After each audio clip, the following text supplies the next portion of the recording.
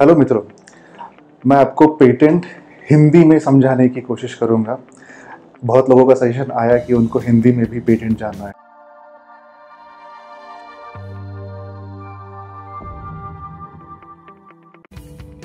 इस वीडियो में मैं आपको समझाऊंगा पेटेंट की प्रोसेस क्या है, पेटेंट फाइल करने के रिक्वायरमेंट्स क्या है, किस तरीके से फाइल करना चाहिए, कहाँ फाइल करना चाहिए और इसका टाइमलाइन और कॉस्टिंग कितना है। ओके, पेटेंट फाइल करने के लिए 3 रिक्वायरमेंट है बेसिकली। पहला है नॉवेल्टी। नॉवेल्टी मीन्स आपका जो भी इन्वेंशन है वो दुनिया भर में नया होना चाहिए। इंडिया में ही नहीं बट दुनिया भर में आपका इन्वेंशन नया होना चाहिए। दूसरा, जो भी आपने इन्वेंशन बनाया है भले ही वो नॉवेल हो बट कोई भी टेक्निकल पर्सन के लिए वो सामान्य चेंज नहीं लगना चाहिए। ओके, सो सामान्य चेंज में फॉर एग्जांपल अगर मैं एक इंजीनियर की बात करूं तो इंजीनियर के लिए nut and bolt and rivet ये दोनों सामान्य चीज़ें हैं। किसी ने नट एंड बोल्ट बोला और किसी ने रिवेट बोला तो 2 अलग पेटेंट नहीं मिल सकते, क्योंकि nut and bolt and rivet ये स्वाभाविक है, ऐसे इन्वेंशंस ग्रांट नहीं होंगे। तीसरा रिक्वायरमेंट है industrial application. Industrial application means आपका इन्वेंशन इंडस्ट्री में आइदर प्रोड्यूस होना चाहिए या इंडस्ट्री के लिए वो उपयुक्त होना चाहिए। ओके, अगर ये 3 रिक्वायरमेंट फुलफिल होते हैं तो आपको पेटेंट ग्रांट हो सकता है। ओके, ये सब रिक्वायरमेंट फाइलिंग के लिए नहीं है, ये सब रिक्वायरमेंट ग्रांट के लिए है। प्लीज़ इसको ध्यान से समझें। इसके अलावा बहुत सारे रिस्ट्रिक्शंस है पेटेंट के लिए। अगर आपको देखना है तो सेक्शन 3 इंडियन पेटेंट एक्ट का पढ़िए, उसमें बहुत सारे रिस्ट्रिक्शंस है। फ्यू रिस्ट्रिक्शंस मैं आपको बताऊंगा जो मेजर रिस्ट्रिक्शंस सबके लिए एप्लीकेबल होते हैं।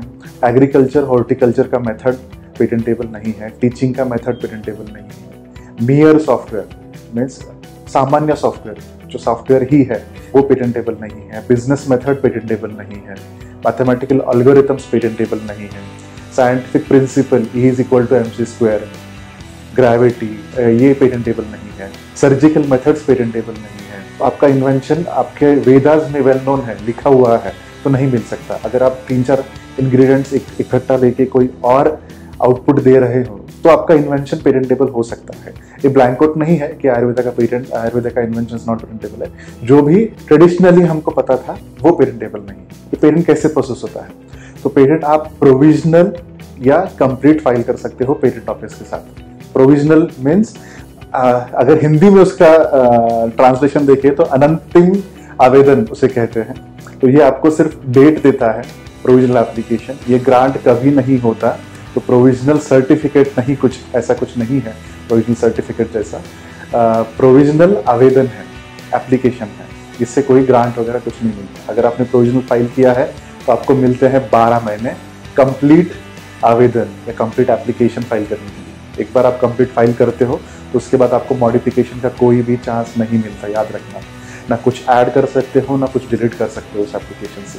अगर कुछ टाइपोग्राफिकल एरर्स है उसमें तो आप उसको करेक्ट कर सकते, बट ऐड कुछ नहीं कर पाओगे। ये जस्ट नोट कर लेना, क्योंकि बहुत सारे इन्वेंटर्स ऐसे होते हैं फाइल कर देते हैं पेटेंट। जब फाइल होता है पेटेंट उसके बाद उनको लगता है कि कुछ मिस आउट हो गया। तो जब कुछ मिस आउट होता है तो पेटेंट ऑफ एडिशन आप फाइल कर सकते हो, बट वही पेटेंट में आप और कुछ ऐड नहीं कर पाते। कंप्लीट स्पेसिफिकेशन फाइल करने के बाद आपका पेटेंट एप्लीकेशन पब्लिश होता है 18 महीने के बाद इंडियन पेटेंट जर्नल में। अगर आपने कंप्लीट स्पेसिफिकेशन नहीं फाइल किया, सिर्फ प्रोविजनल फाइल किया है तो वो अबेंडेंट हो जाएगा। पब्लिकेशन 18 महीने के बाद होता है, उसको हम जल्दी भी करवा सकते हैं request for earlier publication file करके। उस रिक्वेस्ट के बाद 1 महीने के अंदर आपका पेटेंट पब्लिश हो सकता है। तो मेरा रिक्वेस्ट है अर्लियर पब्लिकेशन ना करें। अगर आपको किसी को दिखाना है आपका पेटेंट कि आपके नाम के पे पेटेंट है, पब्लिकेशन करें, अदरवाइज पब्लिकेशन की ज़रूरत नहीं है। किसी ने भी आपके बाद अगर कोई पेटेंट फाइल किया हो तो आपको ही पहला अधिकार मिलेगा ग्रांट का, दूसरे पेटेंट्स को नहीं मिलेगा। पब्लिकेशन से आपके इन्वेंशन को कुछ भी फर्क नहीं पड़ने वाला। अगर आप इंटरनेशनल पेटेंट फाइल करना चाहते हो तो मेरा रिकमेंडेशन रहेगा पब्लिकेशन मत करें। PCT application, international application file करने के बाद ही पब्लिकेशन करें। पब्लिकेशन के बाद आपका पेटेंट एप्लीकेशन आता है एग्जामिनेशन के लिए, बट एग्जामिनेशन में जाने से पहले आपको रिक्वेस्ट फॉर एग्जामिनेशन भरनी पड़ती है। रिक्वेस्ट फॉर एग्जामिनेशन आप कंप्लीट के साथ ही भरें, क्योंकि आपका पेटेंट वो क्यू में आता है एग्जामिनेशन के। जब तक आप रिक्वेस्ट फॉर एग्जामिनेशन नहीं भरते तब तक वो क्यू में नहीं आता। तो जितना जल्दी आप भर सके उतना अच्छा है। रिक्वेस्ट फॉर एग्जामिनेशन फाइल करने के बाद मिनिमम टाइमलाइन है 3 से 4 साल। स्टार्टअप्स के लिए बहुत सारे प्रोविजंस है, मैंने स्टार्टअप्स या फीमेल एप्लीकेंट्स के लिए, या आप अगर पीसीटी रूट से आते हो तो पेटेंट जल्दी भी ग्रांट हो सकता है। उसके लिए मैंने अलग से एक इंग्लिश में वीडियो बनाया है, वो आप देख लीजिए। पेटेंट जल्दी ग्रांट हो सकता है, बट अगर नॉर्मल पेटेंट है तो उसको 4 से 8 साल भी लग सकते हैं पेटेंट ग्रांट होने में। तो जितना जल्दी आप रिक्वेस्ट भरोगे उतना जल्दी आपका पेटेंट एप्लीकेशन क्यू में आएगा और उसका एग्जामिनेशन होगा। जब एग्जामिनेशन रिपोर्ट आता है उसके बाद आपको मिलते हैं सिर्फ 6 महीने एग्जामिनेशन को रिस्पॉन्ड करने के लिए।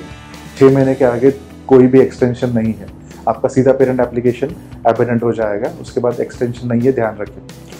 तो जितना जल्दी भर सके उतना जल्दी भर दीजिए एग्जामिनेशन का रिस्पॉन्स। अगर एग्जामिनर को ठीक लगा आपका रिस्पॉन्स तो वो ग्रांट कर देगा, या अगर ठीक नहीं लगा तो वो हियरिंग के लिए बुला सकता है। अभी वीडियो कॉन्फ्रेंसेस के द्वारा हियरिंग हो रहा है, तो आपको कहीं भी जाने की ज़रूरत नहीं है।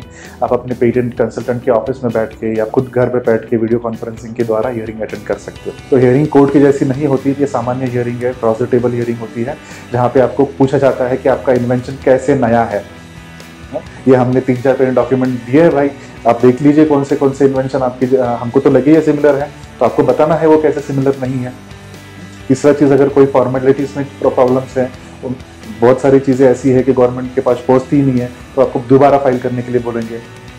तो वो आपको जब सब पूरा डॉक्यूमेंटेशन कंप्लायंस पूरा हो जाता है और आपका पेटेंट डॉक्यूमेंट भी करेक्ट हो जाता है और आपका इन्वेंशन एग्जामिनर को लगता है कि उसमें नॉवेल्टी है, इन्वेंटिव स्टेप है और इंडस्ट्रियल एप्लीकेशन भी है, तो वो ग्रांट हो जाता है। ये पूरे प्रक्रिया के लिए 3 से 4 साल लगते हैं। अगर आप एक्सपेडाइट रूट से जाते हो, एक्सपेडाइट जो फास्ट ट्रैक में डालना बोलते हैं, जिसको फास्ट ट्रैक रूट से जाते हो, तो हमने अभी एक पेटेंट ग्रांट कराया, वो पेटेंट ऑलमोस्ट 7 मंथ्स 25 डेज में ग्रांट हुआ है। तो फास्ट ट्रैक रूट भी आप ले सकते हो ताकि आपका पेटेंट जल्दी ग्रांट हो सके।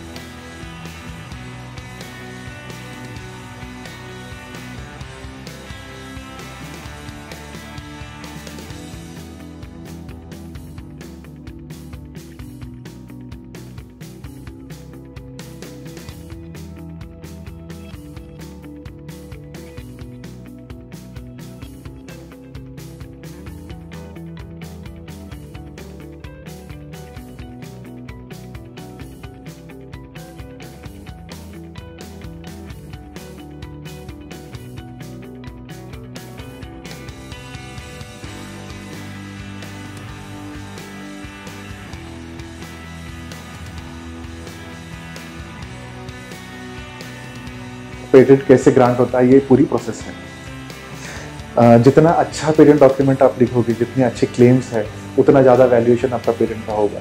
तो पेटेंट डॉक्यूमेंट लिखते समय it is very crucial, it's very important आपका जो क्लेम्स पार्ट है, जो आपको जो आपका वैल्यूएशन में ऐड करता है, वो एक्सपर्ट से लिखा जाए। बहुत ईजी है पेटेंट ग्रांट होना। कुछ तो डिफरेंसेस दिखा दीजिए, इजीली ग्रांट कर देते हैं पेटेंट। किसी को रोकना चाहते हो तो उसका वैल्यूएशन जब होता है, जब आप किसी को बेचना चाहते हो तो तब उसका वैल्यूएशन होता है। आपका इन्वेंशन कोई नहीं देखने वाला उस टाइम पे। सो बहुत क्रूशियल होता है पेटेंट डॉक्यूमेंट, नहीं तो आपका इन्वेंशन वेस्ट हो जाएगा। आपको मेरे वीडियो पसंद आ रहे हैं तो उसको लाइक करें, सब्सक्राइब करें, ताकि आपको रेगुलर अपडेट्स मिलते रहें।